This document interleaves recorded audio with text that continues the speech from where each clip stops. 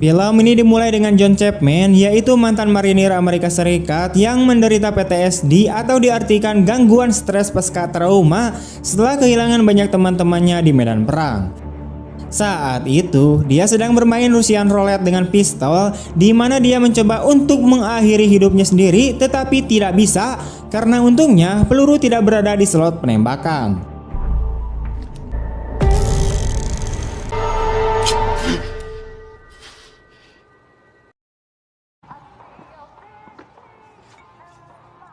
Selanjutnya, John berada di sebuah minimarket untuk membeli minuman keras saat dua perampok bersenjata tiba-tiba masuk ke dalam toko. Salah satu perampok yang memiliki senapan kemudian mengarahkannya ke arah John. Tetapi mantan tentara ini tampaknya tidak terpengaruh. Dia malah menodongkan senapan perampok itu ke kepalanya dan meminta untuk ditembak, tetapi perampok itu menyebut Chapman sebagai orang gila. Marinir tersebut kemudian menghajar kedua perampok dan mengembalikan uang kembalian yang dicurinya kepada pemilik toko.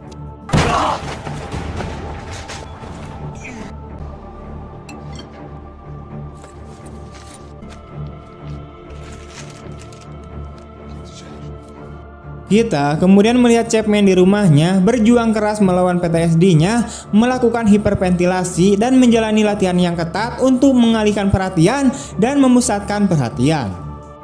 Di tengah malam, saat dia sedang tidur, dia mendengar ketukan di pintu yang ternyata itu adalah adiknya bernama Cindy. Keduanya makan malam bersama keesokan harinya dan Cindy mengetahui bahwa John belum meminum obat yang diresepkan untuk PTSD-nya. John kemudian mengatakan kepadanya bahwa dia baik-baik saja dan tidak suka minum obat. Sebaliknya, John bertanya kepada Cindy apakah dia baik-baik saja.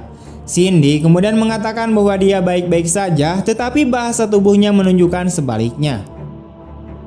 Keesokan harinya, Cindy kemudian terbang kembali ke Brazil dan kita disuguhkan dengan adegan dua orang polisi, salah satunya bernama Katarina. Mereka dituntun ke sebuah pantai oleh salah satu anak di Papela, di mana mereka menemukan tubuh Cindy yang dipukuli dan berdarah. Untungnya Cindy masih hidup dan Katarina memanggil ambulan. John kemudian menerima kabar dari Manny Ridley, sesama veteran dan diplomat, bahwa saudara perempuannya telah dipukuli dengan parah. Mendengar hal itu, John pun segera berangkat ke Brazil. Pada adegan berikutnya, kita melihat Katarina sedang membagikan soda kepada orang-orang di Papela ketika tembakan dilepaskan. Dia dan rekannya bergas ke tempat kejadian untuk menemukan bahwa detektif Santo dan Bororo telah menangkap para tersangka. Namun, orang-orang di Papela dengan cepat membalikan keadaan dengan melatih senjata mereka dalam sekejap. You made a lot of progress. Santo meminta mereka untuk mengadu petarung terbaik mereka dengan petarung terbaik polisi saat itu juga dalam sebuah taruhan. Jika polisi kalah, mereka akan pergi dan membebaskan semua orang yang mereka tangkap. Jika mereka menang, mereka akan pergi dan terus kembali sampai penyerang Cindy ditemukan. Hasilnya adalah pertarungan antara detektif Bororo dan petarung terbaik dari Papela.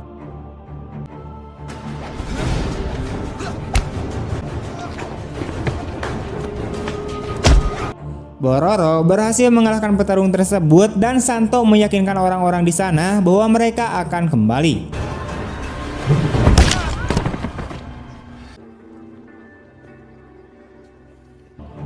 John kemudian bertemu dengan Manny dan Santo dan sang detektif mengizinkan mantan marinir tersebut untuk menyelidiki TKP bersama petugas Katarina. Kemudian ketika John mengunjungi adiknya di rumah sakit, dia menemukan seorang perawat Asia menyuntik alat vital Cindy dengan sesuatu. Tapi John tidak mencurigai apapun tentang hal ini sampai adiknya mulai mengalami kejang-kejang, di mana para dokter berusaha menstabilkannya dan memberitahu John bahwa tidak ada perawat Asia dalam daftar gaji mereka dan ini adalah upaya untuk membunuh Cindy. John kemudian terlihat di tempat di mana adiknya ditemukan dan dia mencoba menyelidiki seorang pemuda yang berkeliaran di sekitar tempat kejadian dan juga mengenakan kalung adiknya.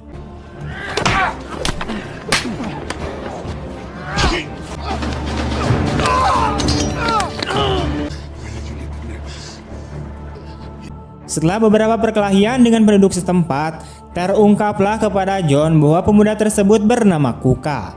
Kuka ternyata adalah salah satu orang yang ditolong oleh Cindy selama bekerja di Papella, dan kalung tersebut juga merupakan hadiah darinya.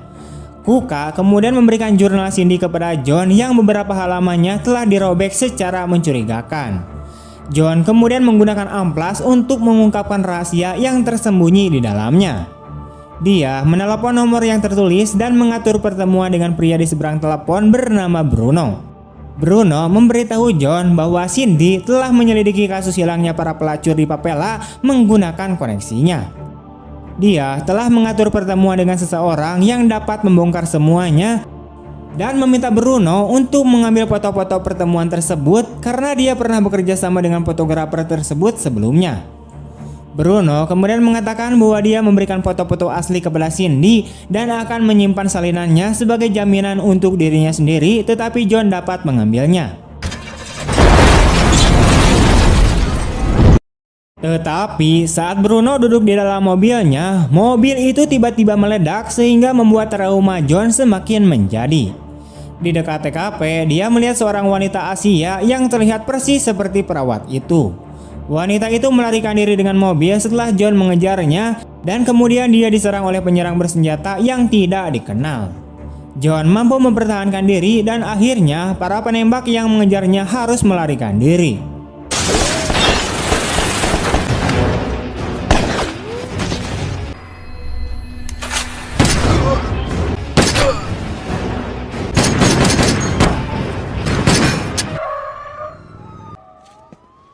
Sementara itu, John dan Manny Ridley menyelidiki foto-foto yang berhasil diamankan oleh John. Keduanya menyadari bahwa Yakuza mungkin terlibat, dan mereka pergi ke sebuah klub malam yang memiliki hubungan dengan Yakuza untuk menyelidiki pria yang terekam sedang membuat kesepakatan dengan Cindy dalam foto-foto tersebut. Dia pergi ke klub malam dan berhasil menemui pria tersebut bernama DJ5. Pria tersebut mengatakan kepada John bahwa dia adalah seorang penyeludup dan bahwa Cindy berhasil menangkap basah dirinya saat membuat kesepakatan dan mengkonfrontasi pria tersebut. Sial baginya, klien 5 juga mengawasinya dan kemungkinan berada di balik serangan terhadap Cindy. 5 kemudian memberitahu John di mana ia dapat menemukan kliennya sehingga John pergi bersama Manny. Sementara itu, Santo memulai serangan dengan kekerasan di Papella dalam upaya untuk membunuh semua penjahat yang dicari. Pasukan pembunuh bayarannya terlihat menyebabkan pembantaian di Papella, membunuh beberapa orang tanpa penyesalan.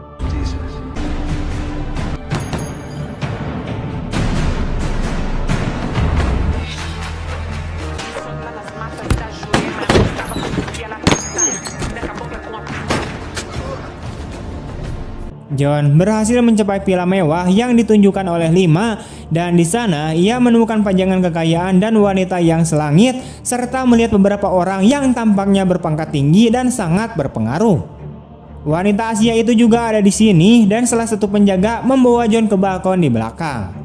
Saat John melihat ke balkon, dia melihat sebuah mobil van hitam berhenti mengangkut gadis-gadis muda ke rumah besar itu. Salah satu gadis tersebut dikenali oleh John sebagai saudara perempuan Kuka bernama Maria. John kemudian diserang oleh penjaga, tetapi marinir tersebut mampu mengusir penyerangnya dengan mudah. Kembali ke Papella, seorang polisi menemukan seorang pria Jepang masuk ke dalam sebuah van hitam dan memerintahkannya untuk diam sambil meminta bantuan dari yang lain. Santo dan Bororo menuju tempat kejadian di mana polisi tersebut memberitahu mereka tentang situasinya. Santo hendak menembak penjahat tersebut ketika dia tiba-tiba mengarahkan pistolnya ke polisi muda itu dan menembaknya di kepala.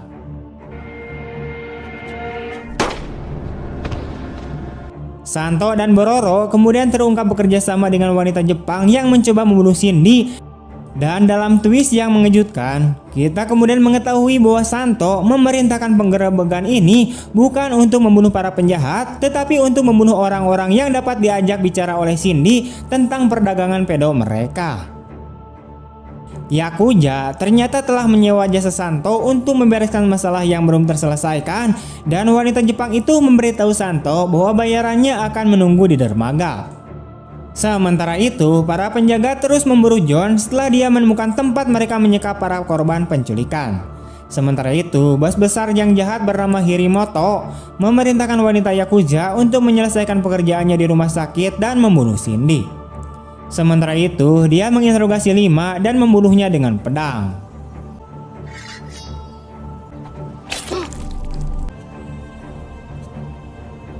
Hirimoto kemudian memberitahu Santo dan Bororo bahwa John membuat masalah di tempatnya, sehingga para detektif mengatakan bahwa mereka akan membereskannya. Selanjutnya, John dipojokkan oleh penjaga rumah bordil, namun ia berhasil melumpuhkan mereka.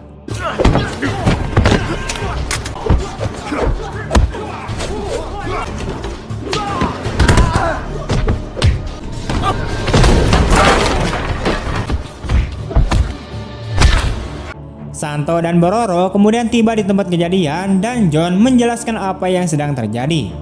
Sepertinya Santo akan membunuh John, tetapi Katarina dan rekannya juga tiba melumpuhkan detektif yang berkhianat itu. John kemudian menunjukkan kepada mereka di mana anak-anak itu disekap, namun yang mengejutkannya seluruh ruangan juga sudah kosong.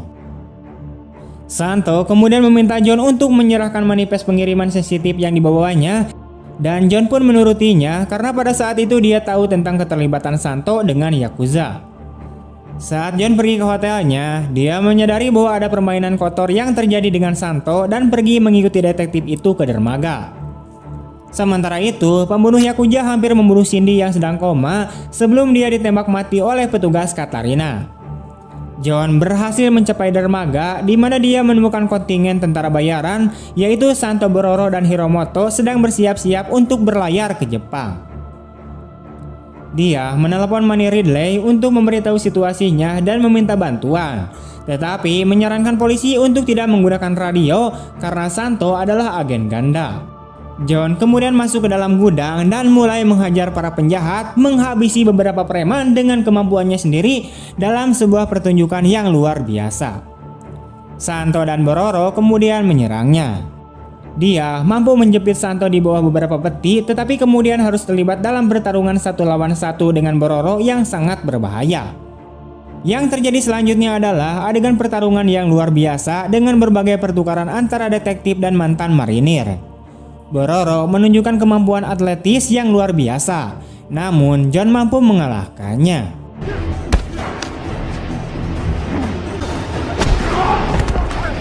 Santo kemudian membebaskan diri dan menyerang John, namun sang prajurit mampu mengalahkannya dengan mudah.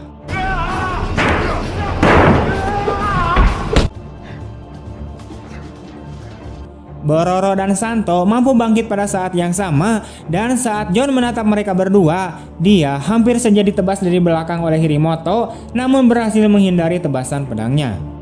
Ketiganya kemudian menyerangnya secara bersamaan dan pertarungan seru pun terjadi. John berada dalam bahaya besar dan terdesak mundur, namun ia berhasil melepaskan rentetan pukulan ke arah Santo, mematahkan tulang rusuknya, serta menancapkan pisau Santo ke kaki Bororo.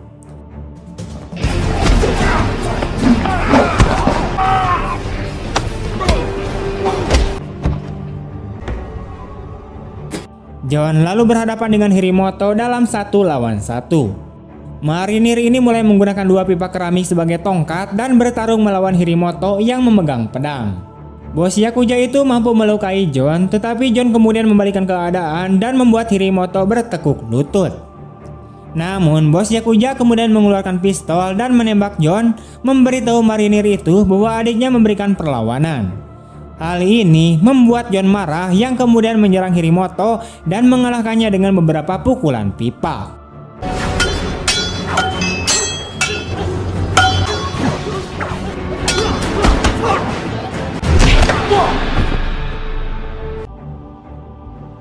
Saat dia meninggal, Santo menyangka keterlibatannya dalam serangan Cindy yang nyaris fatal, memberikan kunci loker yang penuh dengan bukti yang memberatkan kepada John, dan meminta pistol untuk bundir, dan John pun menyetujuinya. Marinir juga menyelamatkan mereka yang diculik dan membawa mereka ke tempat yang aman saat polisi tiba. Cindy juga terlihat sadar dan pulih, namun mengalami trauma kepala parah yang akan memakan waktu beberapa tahun untuk sembuh. Kemudian di sebuah kafe, Manny menawarkan John pekerjaan sebagai agen Departemen Luar Negeri yang ia terima. Karena dengan begitu, negara akan menjaga adiknya. Pesan moral yang dapat kita petik dalam film ini adalah bahwa sang kakak akan melindungi adik-adiknya sampai titik darah penghabisan dan tidak akan membiarkan adiknya terluka. Anjay! Oke, sekian dulu untuk video hari ini. Bagaimana tanggapan kalian tentang film ini? Tulis di kolom komentar. Dan jika kalian suka dengan video ini, jangan lupa untuk klik komen, share kemanapun kalian suka. Terima kasih telah menonton. See you next time and bye-bye.